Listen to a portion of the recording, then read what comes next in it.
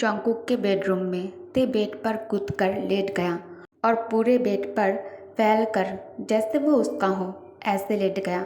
Jungkook bed के as per बैठा था और उसको गहरी नज़र से देख रहा था। जंगकुक कहता है, बेबी। ते तुरंत उठता है और जंगकुक की तरफ खिसक जाता है। ते बड़ी सी मुस्कुराहट के साथ कहता है, हीरो। उसने जंगकुक को फिर से टाइटली हग कर लिया। जंगकुक चिंता भरी आवाज़ में कहता है, जान, तुम्हें डर नहीं लग रहा है ना? सिर्फ कुछ घंटे पहले तुम्हें किडनैप कर लिया गया था। ते उदास चेहरा बनाते हुए अपनी बेबी वॉइस में कहता है, स्कैरी।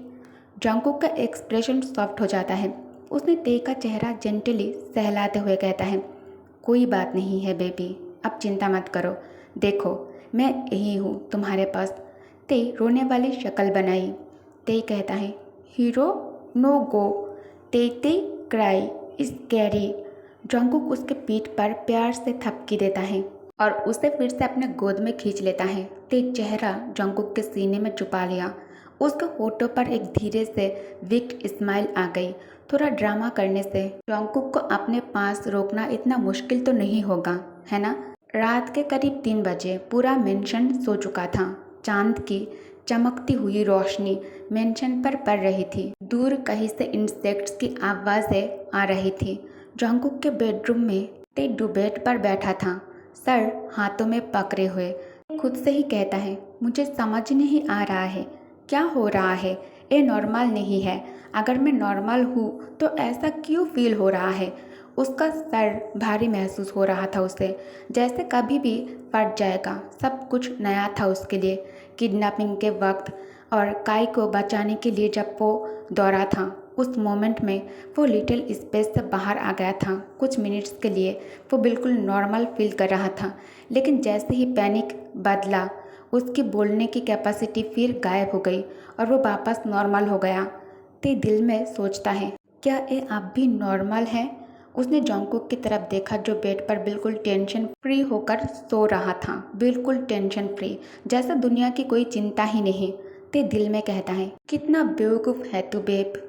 ते जंगकुक के सामने स्लिप हो गया। उसकी आवाज़ ठीक हो गई, नज़र दूर दूर की हो गई, लेकिन जंगकुक को कुछ पता ही नहीं चला। वो तो बस उसको कडल कर रहा था, टाइटली पकड़े हुए। ये दूसरी बार था जब वो स्लिप हुआ था। कभी वो स्पेस वाला ते था तो कभी वो तयंग। रोलर कोस्टर चल रहा था उसके लिए। उसका सर अभी भी दर्द कर रहा था। ते सोचते हुए कहता है, क्या होगा अगर मैं कभी पूरा नॉर्मल हो गया और जंगकुक मुझे एक्सेप्ट नहीं किया तो? जंगकुक दिल में फैसला करते हुए कहता है, नहीं, ये कभी नहीं होने दूंगा मैं। थोड़ा सा सिलिक एक्ट करने से अगर मेरा प्यार, मेरा बेबी मेरे पास रहे तो मैं कर लूँगा। उसने फिर से बेड पर लेटी हुई शक्ल की तरफ देखा। उसका पेट जोर से ग्रॉल कर रहा था। जंगकुक ने उसको डिनर के लिए भी नहीं छोड़ा था, बस गोद में पकड़कर कडल करता रहा जब तक वो सो नहीं गया। अभी भी 5 घंटे से ज़्यादा हो चुके थे। मॉर्निंग इन जियोन मेंशन। ते धीरे से जंगकुक के पास गया और चेक करने लगा कि वो सच में सो रहा है या फिर नहीं। वो संभाल कर जंगकुक के पास बैठ गया ताकि अगर जंगकुक अचानक उठ भी गया तो वो पकड़े ना जाए। उसने हाथ उठाया और फिर एक आवाज़ आता है। जंगकुक के पीठ पर हल्की सी मार पड़ी। जंगकुक नींद में थोड़ा सा सिर हिलाकर बस एक आवाज़ निकाली और फिर तकिए में और गहरा चेहरा छुपा लिया। ते उसे देखकर हैरान भी हुआ और हल्का सा मुस्कुरा भी दिया।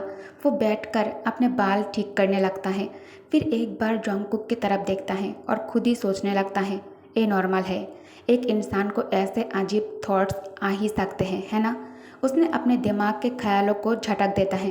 फिर वो धीरे धीरे दरवाजे की तरफ बढ़ता है, बिल्कुल चुपके से। जंगकुक अभी भी गहरी नींद में था।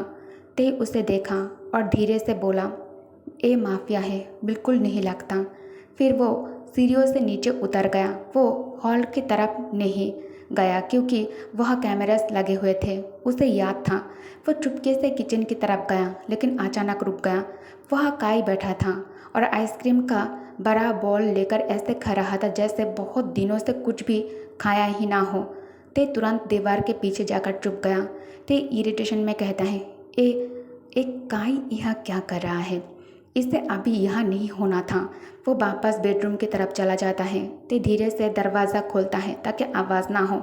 वो जाकर जोंगकुक के साइड वाले बेड पर बैठ गया। तभी जोंगकुक की हल्की सी नींद वाली आवाज़ आई। तेई उसे देखा और एनोइड एक्सप्रेशन दिया। उसका सिर फिर से दर्द करने लगा। वो धीरे से बेड पर लेट गया ताकि दर्द कम हो। कुछ ही देर में नींद ने उसे अपनी बाहों में ले लिया। सुबह सुबह की रोशनी ने आसमान को गोल्डन रंग में भर दिया। जोंगकुक की आंख मुश्किल से खुली। काफ़ी सालों बाद उसने इतनी गहरी नींद ली थी। 12 घंटे से ज़्यादा सो चुका था जोंगकुक। अब जब उसका बदला पूरा हो चुका था तो उसे लग रहा था कि शायद अब ज़िंदगी में थोड़ा शांति आ सकती है।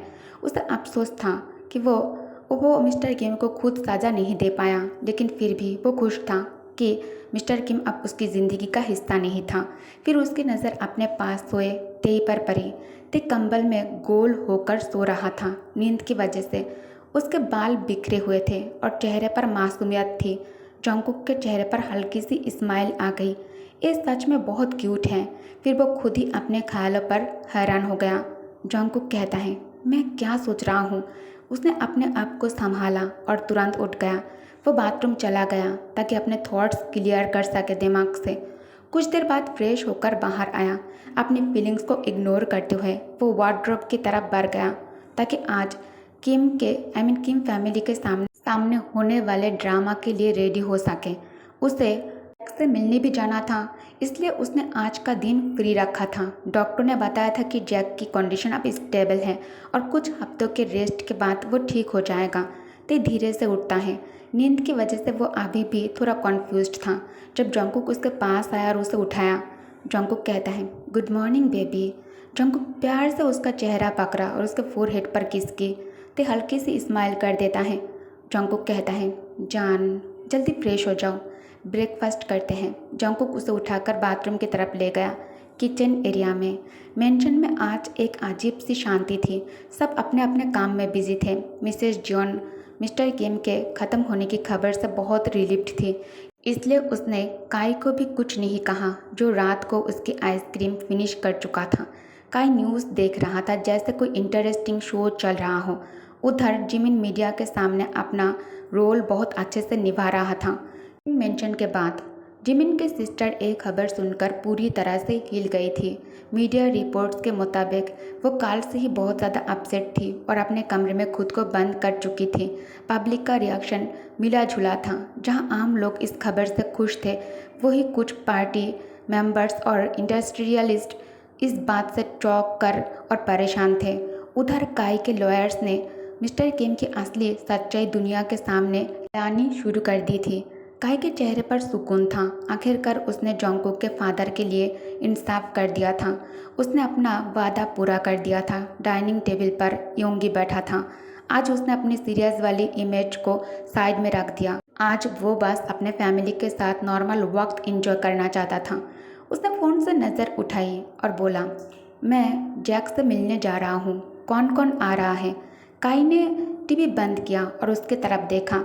काई कहता है, मैं आऊँगा लेकिन तुम्हारे साथ नहीं। जोंगकुक और ते को ले जाना अपने साथ। योंगी ने फ़ोन टेबल पर रख दिया। योंगी कहता है, क्यों? जोंगकुक और ते को तो मॉम के साथ रहना चाहिए। काई कहता है, नहीं, जैक के फादर भी यहाँ आने वाले हैं।